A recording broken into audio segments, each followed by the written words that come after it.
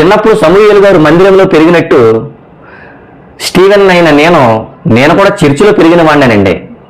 నన్ను బయటికి వెలివేసినప్పుడు చర్చిలో పడుకున్నాను ఎవరు లేక. స్టీవెన్ నీకు ఏ ఫ్యాన్ కాదు ఫ్యాన్ వేసుకో మందిరంలో, నీ ఇష్టం, చర్చ్ అంతా నీదే అనేవాడండి మా పాస్టర్ గారు. అయితే ప్రియులరా, దేవుడు నన్ను ఇందులోకి తీసుకురావడం చాలా గొప్ప విషయం అండి. మీరు అనుకోవచ్చు ఒక విషయం, స్టీవెన్ గానీ ఏంటి జరిగింది, ఇలాంటివన్నీ మాకు జరగలేదని మీరు అనుకోవచ్చు. No problem. ఎవరైనా సరే బాధల నుంచి వచ్చినవారు, అందరూ కూడా బాధల నుంచే వచ్చినవారు. బాధలోనే బోధ పడుద్ది, అది నా తండ్రి గారి మాట. బాధలో పడింది నాకు బోధ. పిల్లరా, నిజంగా ఈ బైబిల్ విషయంలో, నేర్చుకునే విషయంలో నేను చాలా కష్టపడుతూ ఇప్పటి వరకు ఎన్నో దేవుడి మాటలు రోడ్డు మీద కూర్చోబెట్టుకునేవాడిని. నా ఇంటి ముందు కూర్చోబెట్టుకునేవాడిని. ఎవరైనా వస్తే కూర్చోరు, అక్కడ కూర్చో, ఇదిరా బైబిల్ విషయం ఇది అని రోడ్డు మీదే చెప్పేసేవాడిని. నేను వాళ్ళకి వాక్యం రోడ్డు మీద నుంచి పెట్టి చెప్పేవాడిని. అంత ఇంట్రెస్ట్ అండి. 2017, 18, 19 అలా జరిగింది. అయితే 2020లో ఒక విషయం జరిగిందండి. కొంతమంది తమ్ముళ్ళు, అన్నయ్య నువ్వు వాక్యం బాగా చెప్తావు కదా, చాలా అందంగా వివరిస్తావు, మరి ఒక యూట్యూబ్ ఛానల్ ఓపెన్ చేసుకుని నువ్వు వాక్యం చెప్పొచ్చు కదా అనేవారు. చాలామంది అన్నారు. 2020కి ముందు అన్నారు, 19లో కూడా అన్నారు. అప్పుడు నేను అనుకునేవాడిని, మన ఎంబీటీగా చూడు చేయలేదు, బైబిల్ మీద పట్టు లేదు, యూట్యూబ్లో మాట్లాడడం అంటే పెద్ద విషయం, అది ఎవరన్నా తప్పు పడితే మనం సమాధానం చెప్పలేం బాబోయ్ అని చెప్పి ఒక సంవత్సరం రెగ్యులేట్ చేశాను, మాట్లాడలే. ఇక 2020లో అందరూ ఇంట్లో ఉన్నాం కదండి 2 నెలల పాటు. అందులో కొంతమంది తమ్ముళ్ళు ఫోన్ చేసి, అన్నయ్య మీరు యూట్యూబ్లో మాట్లాడవచ్చు కదా అని స్పోర్ట్స్ చేయడంలో సరే ఒకసారి ట్రై చేద్దామని చెప్పి 2020లో గాడ్స్ విజన్ అనే యూట్యూబ్ ఛానల్ని నేను ఓపెన్ చేశానండి. ఓకేనా.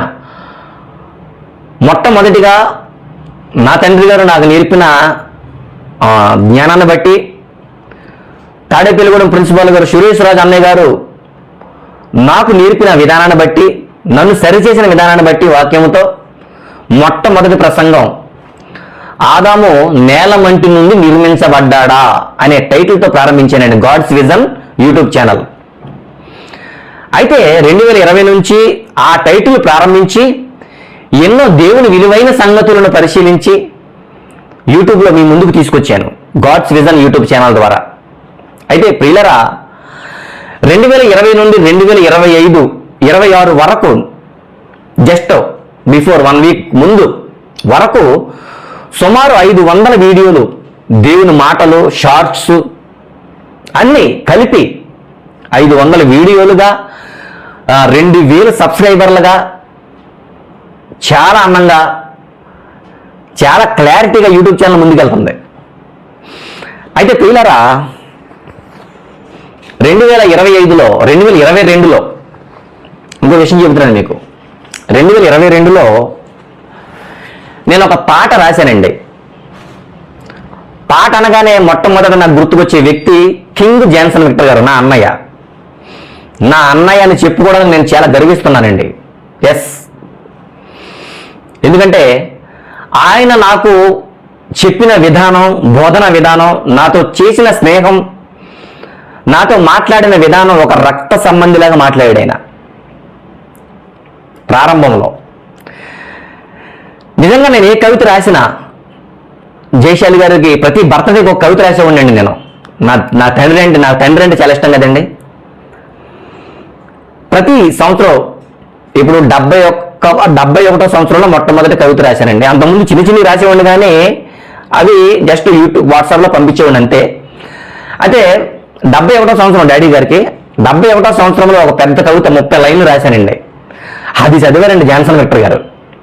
అది చదివి, స్టీవెన్ ఈ కవిత నువ్వే రాసావా? అవునన్నయ్య నేనే రాశాను. అయ్యో బాబు ఏంటి రచన ఏంటి, అసలు ఈ పదాలేంటి, నేనే ఆశ్చర్యపోతున్నాను నేను అన్నాడండి ఆయన. లేదన్నయ్య గారు, మీరు నేర్పిన విధానం బట్టి నేను రాశాను అన్నది. చాలా బాగా రాశావు నాన్న, కవిత అదిరిపోయిందంతే, మామూలుగా లేదు అనేవాడు.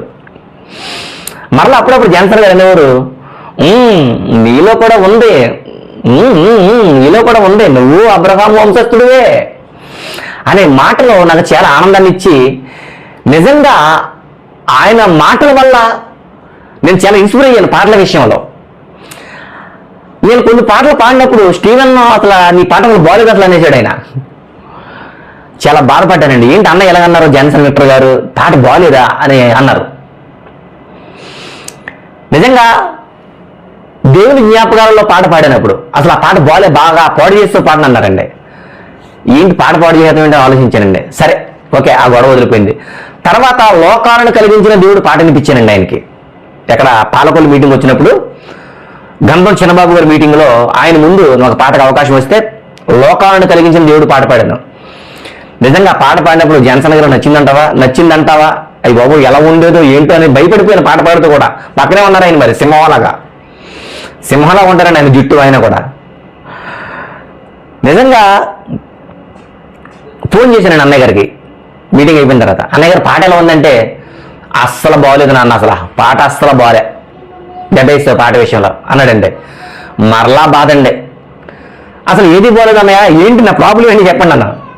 అన్నయ్య అన్నారు, ఒకటి చెప్పాడండి, నీ పాటలో అంత బాగోలేదు కానీ ఒక్కటి మాత్రం బాగా పాడావు అన్నాడండి. ఏంటది? అదేదో బిట్టండి, మర్చిపోయింది నేను. లోకాలను కలిగించిన దేవుడు రాసినదే ఈ గ్రంథం అనేది ఆ లైన్ మాత్రం బాగా పాడావు కానీ మిగతాదంతా నీ వాయిస్ తేడా వచ్చేస్తుందని చెప్పాడండి. ఇక అప్పటి నుంచి ఈ పాట బాగుందని ఇక ఇలాంటి పాటలు మొదలెడతాం నేర్చుకున్నానండి. దీనికంటే ముందు 2014లో పాట పాడానండి. అదేంటంటే దేవునికి భయపడిన వారికి. పాట పాడాను బాగుంది బాగుంది అనుకోండి అంతే, వాస్తవంగా అది కరెక్ట్ కాదు, అసలు పాట తప్పు పాడేశాను. ఇక ఆ పాట మొదలు ఇక మిగతా ఈ భయంకరమైన ఇది ఏంటిది మేజర్ సాంగ్స్ అంటారు వీటిని. ఇవన్నీ పాడటంలో జాన్సన్ గారు ప్రతి డౌట్ నాకు క్లియర్ చేశాడండి ఆయన ఫోన్లో. ఈ పాట ఎలా పాడాలి, ఈ పాట ఎలా పాడాలి, పాటలు రావటంలో పాటలు పాడటంలో కూడా నాకు చాలా హెల్ప్ చేశారు ఆయన. ఇది ఇలా పాడాలి, ఇది ఎలా పాడాలి. నేను సంగీతం క్లాసు కూడా వెళ్ళేవాడిని పాత చర్చిలో ఉన్నప్పుడు. కీబోర్డ్ కూడా నేర్చుకున్నాను. అంటే అది ఇది టచ్ ఉండటంలో నాకు జాన్సన్ గారు చెప్పడంలో నాకు బాగా అర్థమైంది అనమాట. కీబోర్డ్ స్కేల్స్ తెలుసు నాకు. వోకల్స్ కూడా నేను సంగీతం క్లాస్కి వెళ్ళాను చర్చిలో ఉన్నప్పుడు. అయితే ఆ రెండు టచ్ ఉండటంలో జాన్సన్ గారు నాకు చెప్పడంలో బాగా అర్థమైందనమాట. అయితే ప్రియులారు ఇదంతా ఎందుకు చెప్పానంటే, జాన్సన్ గారు నన్ను ప్రేమించిన విధానాన్ని మీతో పంచుకుంటున్నాను. చెప్తాను, అసలు విషయం చెప్తాను ప్రియులారా. అయితే ఇలా కవితలు రాస్తూ 2000 అదే డాడీ గారిది బర్త్డే, ఇప్పుడు 71వ బర్త్డే, 72వ బర్త్డే, 73వ బర్త్డే, ఇలా ప్రతి సంవత్సరం కూడా ఏదో కవిత రాసేవాడిని. ప్రతి సంవత్సరం కూడా ఒకసారి జాన్సన్ విక్టర్ గారి బర్త్డే కవిత రాశారండి. ఈసారి విక్టర్ గారు అంటే ఎంత పిచ్చి అంటే నాకండి, ఇది పాంప్లెట్ కాదు, వీడియో మాట్లాడేయాలి, వీడియో వాయిస్ ఇచ్చేయాలని చెప్పి తమ్ముడు తిమోతిని సంప్రదించాను. అప్పుడు శాంతారావు గారు బైబిల్ క్లాసు దువ్వ, అక్కడికి వెళ్ళి జాన్సన్ గారి మీద రాసిన కవితని రికార్డు చేశాం మేము. రికార్డు చేసి జాన్సన్ గారికి పంపించానండి. నిజంగా ఆయన బర్త్డే రోజున నేను విషెస్ చేసిన కవిత రాసి పంపించాను యూట్యూబ్లో. నిజంగా ఆ కవిత చాలా బాగుంది అని నేను అనలేదు. ఈ మాట ఎవరన్నారంటే మన డిప్యూటీ డైరెక్టర్ గారు సంతోష్ గారు అన్నారండి, తమ్ముడు చాలా బాగా రాశావు, అయితే ఈ కవిత ముందు నేను కొన్ని లైన్లు పెడతాను చంద్రుడి గురించి, ఆకాశంలో చంద్రుడు ఎంత అందంగా ఉంటాడని చెప్పి ఆయన కూడా మంచి కొన్ని పదాలు కొన్ని లైన్లు నాకు ఇచ్చాడు ఆయన సంతోష్ అన్నయ్య గారు. ఆ కవిత ముందు దాన్ని పెట్టి కవిత కంప్లీట్ చేశానండి. అప్పుడు జాన్సన్ గారు పంపించిన తర్వాత ఒకటి అన్నారండి, నాన్న ఈ కవిత చదివాను నేను, అసలు నువ్వు ఎలా రాసావో తెలుసా, అసలు ఆ కవిత రా సెమినార్కి వస్తావు కదా చెప్తాను రా, ఈ కవిత ఎలా రాసావో, అసలు నువ్వు నా గురించి ఇలా రాస్తావు, అసలు నువ్వు నీ సంగతి చెప్తాను రా అని చెప్పి నైట్ 11 వరకు 12 వరకు ఆయన నేను కాల్ సంభాషణ ఫోన్ మాట్లాడుకునేవాళ్ళం. తర్వాత ఇలా మాటల్లో కవిత బాగుంది, సరే అన్నయ్య గారు మెచ్చుకున్నారు, చాలా బాగుందని వాట్సాప్లో వాయిస్ రికార్డ్ చేసి పంపించాడండి ఆయన కవిత ఎంత బాగుంది అని. ఓకే, ఇదంతా బాగా జరిగింది. తర్వాత అన్నయ్య గారికి ఫోన్ చేసి, అన్నయ్య గారు నేను ఒక సాంగ్ రాశాను అన్నానండి. నువ్వు పాట రాసావా అని చెప్పి ఆయన ఆశ్చర్యపోయాడు. అవునన్నయ్య గారు అన్నాను. అయ్యి బాబు మామూలుగా ఉన్నదైతే నువ్వు రాస్తే రా సెమినార్కి వస్తావు కదా నీ సంగతి చెప్తాను రా అని చెప్పి అన్నారు. ఫోన్ పెట్టేశారు. ఇంకా నిజంగా అన్నయ్య గారి మాటలు ఎలా ఉంటాయంటే, అన్నయ్య గారు నన్ను ప్రేమించిన విధానం ఎలా ఉంటుందంటే, నేను ఆయనకి ఏం చేశాను చెప్పండి. ఆయనకి జాన్సన్ విక్టర్ గారు నేను ఏం చేశానండి, నాన్న నువ్వు ఎంబీడీగా చేసావని అడిగాడండి. చేయలేదు అన్నయ్య గారు. నువ్వు చేయలేదా? నువ్వు ఎంబీడీగా చేయకుందేమో అనుకున్నాను నాన్న అన్నాడు. లేదన్నయ్య గారు అన్నాను. నువ్వు వెంటనే ఎంబీడీగా చేయమని చెప్పాడండి. చేద్దాం అన్నయ్య గారు అన్నాను. అవసరమైతే నీకు డబ్బులు లేకపోయినా సరే నేను పంపించేస్తా, ఫీజు నేను కట్టేస్తా యూనివర్సిటీలో, నువ్వు ఎగ్జామ్ రాసేయి అన్నాడండి ఆయన. నిజంగా జాన్సన్ విక్టర్ గారు ఎక్కడో కుండ్రుపూలు పల్లెటూరులో ఉన్నా నేను ఎక్కడ చెప్పండి అసలు.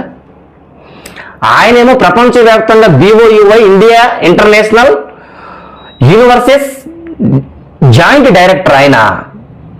నేనేమో ఎక్కడో ఉన్నటువంటి టైల్స్ పని కూలికి పనిచేసేవాడిని నేనా? ఎక్కడో ఉన్న అతను నన్ను ప్రేమించడం ఏంటండి అసలు ఆయనకి నాకు సంబంధం ఏంటండి?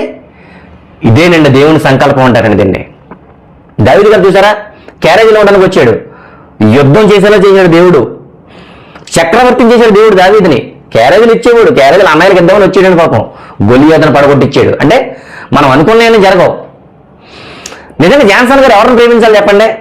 ఒక వీడియో ఎడిటింగ్ చేసి అతను ప్రేమించాలి, ఒక ఫోటోలు తీసి అతను ప్రేమించాలి, అతని పాటల్ని షార్ట్ చేసి యూట్యూబ్లో సెండ్ చేసే వారిని ప్రేమించాలి, అతని మెసేజ్ని షార్ట్ మెసేజ్ల కింద తయారు చేసి ఛానల్లో అప్లోడ్ చేసే వారిని ప్రేమించాలి, అతనితో పాటు కారులో వస్తున్న కుర్రోళ్ళని ప్రేమించాలి, అతని ఫోటోల్ని, అతని పాటల్ని, అతని మెసేజ్ల్ని చాలా చాలా పబ్లిసిటీ చేసేవారిని ప్రేమించాలి. సో అయితే వాళ్ళని ప్రేమించట్లేదు జాన్సన్ గారు అనట్లేదు, వాళ్ళ మీద ప్రేమ ఉండాలి. కానీ ఆయనకి ఏమీ చేయని నన్ను ఆయన ప్రేమించడం ఏంటి చెప్పండి ప్రియులారా? ఇదే దేవుని సంకల్పం అండి. కేవలం నా మాట, నా విధానం, నా తీరు ఆయనకు నచ్చింది. నా పరిస్థితి అంతా ఆయనకు తెలుసు. నేను ఎన్ని శ్రమలు పడ్డానో, చర్చిలో పెరిగానో, చర్చిలో ఏ ఫ్యాన్ కలితే ఆ ఫ్యాన్ కింద పడుకునేవాడిని, పాస్టర్ గారు చూసుకున్నారు, అంతా ఆయనకు తెలుసు. ఆయన ఒకటే చెప్పాడండి, సురేష్ అన్నయ్యలాగా. సురేష్ గారు చాలా చెప్పారండి నిజంగా. ముందు జాన్సన్ విక్టర్ గారు చెప్పారు, తర్వాత సురేష్ అన్నయ్య గారు కూడా చెప్పాను. నాన్న, క్రీస్తు ఒక మాట చెప్పాడండి జాన్సన్ విక్టర్ గారు, క్రీస్తును చంపడానికి వచ్చాడండి ఈశ్వరయోధ యోధ. చంపడానికి వచ్చినోడు నిజంగా చంపడానికి వచ్చాడా? ముద్దు పెట్టేశాడు అక్కడ. ముద్దు పెట్టి చంపడానికి వచ్చినోడు ఏం చేశాడు? ఈశ్వరయోధ యోధనే యేసు ప్రభువే ప్రేమించాడు నాన్న. అంటే చంపే వాడినే యేసు ప్రభు ప్రేమిస్తే కనీసం మనల్ని చంపడానికి ఎవరు రారు, మనం కొట్టడానికి ఎవరు రారు, కేవలం మన మాటలు అంటారు. వాళ్ళ ప్రేమిస్తే తప్పేముంది నాన్న అనే ఒకే ఒక్క మాటతో నన్ను నిలబెట్టాడండి ఆయన. ఇస్కరియోతు యోధ యేసుప్రభుని చంపడానికే వస్తే యేసుప్రభు ప్రేమిస్తే మనల్ని మాటలు అంటారు అంతేనా? నీకు పాట ఎవరు అంతేనా? నీకు మెసేజ్ ఎవరు అంతేనా? ఓకేనా? నిన్ను కించపరుస్తారు, నిన్ను వేట చేస్తారు అంతేనా? చేసుకొని నీకెందుకు? నీ దగ్గర సబ్జెక్ట్ ఉంది, నీ దగ్గర జ్ఞానం ఉంది, నువ్వు జైశాల వంశస్థుడు నాన్న. నువ్వు నిన్నెవరు ప్రేమిస్తే ఏంటి, ప్రేమించకపోతే ఏంటి? నువ్వు మాట్లాడుకో యూట్యూబ్లో, ఏం అవసరమైతే నాకు ఫోన్ చేయి, డబ్బులు పంపిస్తా.